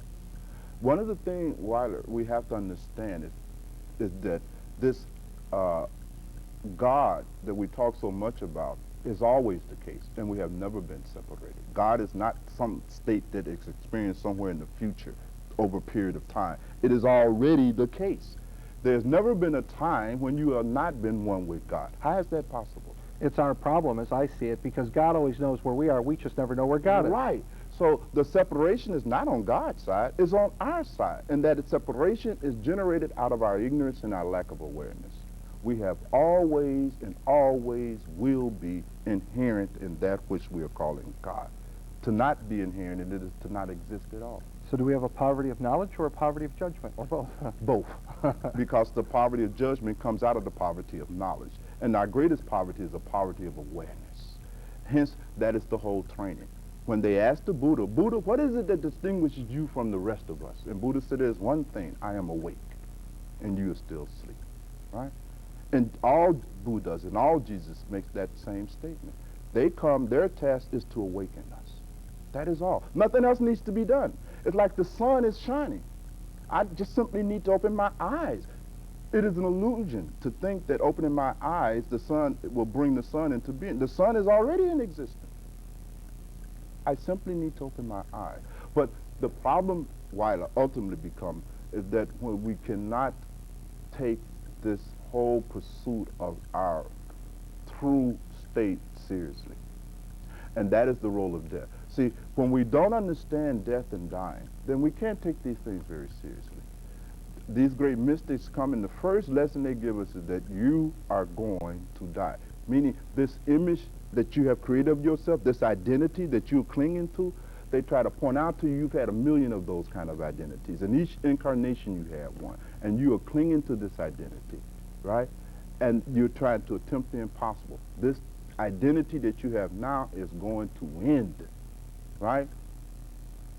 And wake up now and move to a higher level of identification. This whole process is nothing but an evolution in your sense of who you are. And that's why the first teaching then is always on death. I think somewhere in Psalms it says, teach me the number of my days so that I may be wise. Mm-hmm. All right, so now where will this bring us for the religions of the future? Because death and dying is going on every day, and it'll happen to us and every one. How will religion or spirituality in the 20th century and 21st century soon to come deal with this? we now have this fluid body of information and knowledge. How will they move or gravitate toward this new awareness we have, this new evolution we have? Yes, I think that as we evolve again, even if that evolution is reflected in our religions, I think that religions will become more and more spiritual in that sense. Devoid of political rules and connotations. I think get more toward the mechanics? because they will no longer attract any people anymore, you see. People already are evolving and becoming more spiritual. One of the things religions have done in the past, they did give instructions on how to die. I'm thinking of the Egyptian Book of the Dead, the Tibetan Book of the Dead. There they tell you how to get ready to die and change bodies. Right. Do you think that that will come back, that there will be more... I'm always fascinated how they give Lamaze class and childbirth class. Why don't they give a dying class on how to die? That's the point I made at the top of the discussion. No one teaches us how to die. But I think as we continually evolve, what you will find is that there will become a whole different set of organizations and institutions that will completely replace organized religion. Organized religion will go the way of the horse-driven cart. But is that throwing the baby out with the bathwater? We can still have this spiritual awareness and connection or God consciousness, but we'll leave the organized religion behind. Yeah. In the 3 or 4 minutes we have left. Okay. I'm going to make you come to the point. What will this new religion of the future have as opposed to the ones of the past? It will be based on science. It will not try to avoid science. So it'll be based on knowing, not believing. Right.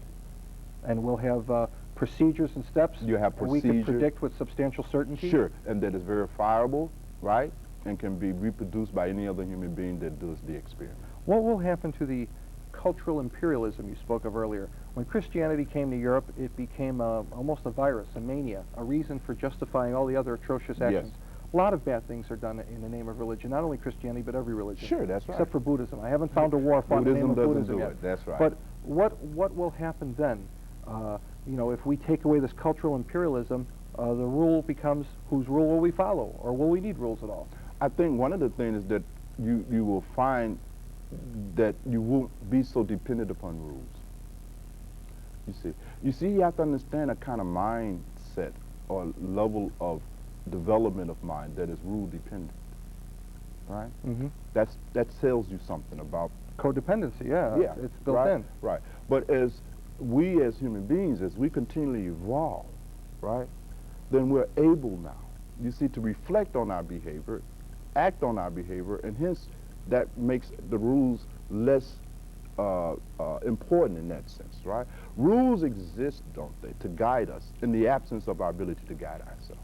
Mm-hmm. Is that about right? Sure. You see, now as we evolve and develop this ability to be self-regulating entities from a moral perspective, right, then there's no more need for so many rules and regulation because we've reached that. It's like with our children, right? When they're small, we have so many rules for them, but as they grow, we start getting the ability to relax those rules because they're becoming more intelligent.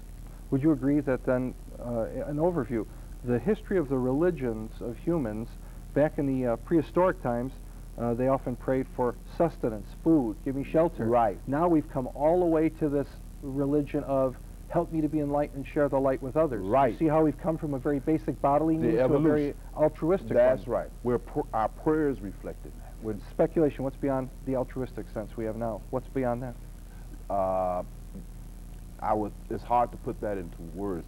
I think it will be enough if we can reach this level of compassion and things of that nature. I think beyond that, it will be for a kind of merging to make me one with thee. You see? And there'll be a blending, if you will, of consciousness. And what will the human race do when they are all compassionate? What new purpose will they find? It's fascinating. Oh, there'll be more purposes, huh? Next show, huh? Yeah, I guess so. So a person's dying somewhere. They have certain death upon them, a terminal illness. What would you tell them in the 2 minutes we have? What should they think about? Well, I think they should, there's not going to be much they can do now. You see what I'm saying? Clearly. To be quite honest about it. But how much is lost? But the thing they should do is to release any clinging to anything.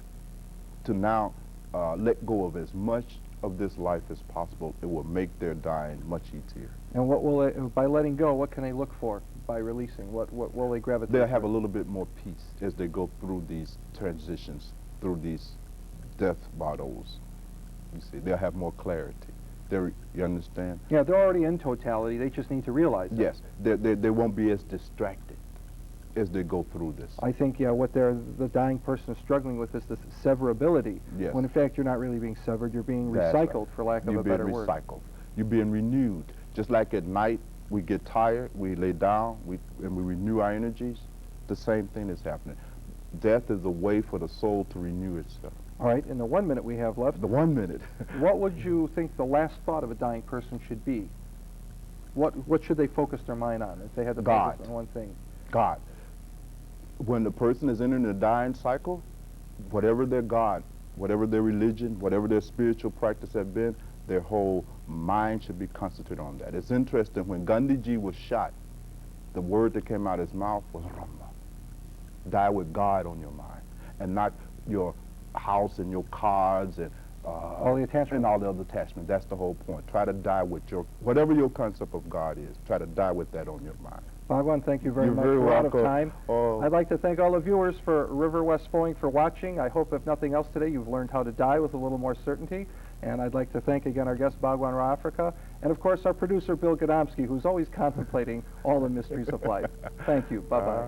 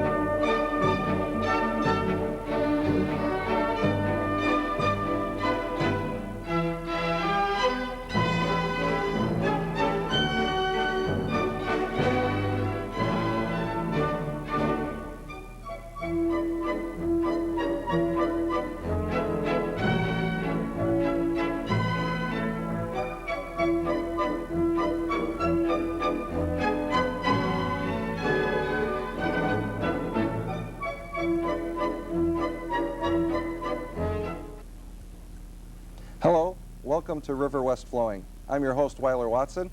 Today our guest is Bhagwan Ra Afrika, and we're going to be talking about death and coping with it and methods of self-realization.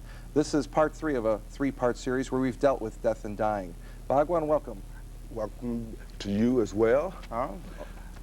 Okay, now we were talking about in the other shows, the first show we talked about death and dying and the perceptions of it. The second show we talked about different paths of self-realization, more in terms of denominational views, all these different roads to realization. There's problems, of course. Today I want to kind of pick up where we were talking about where do we go, because in America today in the 20th century there's so many paths of religion, self-realization, spirituality, and they're not used interchangeably here, as we'll soon see. First of all, tell us, what is the biggest problem with viewing death that you think people have, the shortcoming? Lack of understanding, not viewing it really at all, in fact, Weiler. The problem that most people have in relationship to something as inescapable and inevitable as death is that they go into denial, you see, and failing to understand death and its relationship to living, then they deprive themselves of not only the benefits of that insight, but moreover, they make their lives even more fearful and more painful as it relates to death than it need to be. Nor do they develop skills at managing loss, because death in some sense is occurring continuously in the form of loss. Would you say this sets the stage for the gross ignorance we have? Because typically Eastern religions view material world and the whole process of life as suffering or illusion. Islam, Judaism, and Christianity view it as sinful. In other words, you don't have perfect knowledge of God or self-realization. So in either case, what we have is we're not on the right track initially, or we're not in a very good position. So what do we do to get out of this hole we're in spiritually? Well, of course, there's much that has to be done. But of course, the first thing is to come out of denial that we are in this spiritual dilemma, that we are in a crisis. And to stop deceiving ourselves as our primary means of giving ourselves some relief from our sorrows and suffering. And most often, Weiler, what we do, we either medicate ourselves, right, or anesthetize ourselves, or distract ourselves with activities in order to give us some temporary relief from our failure to be able to successfully and effectively negotiate this aspect of reality. So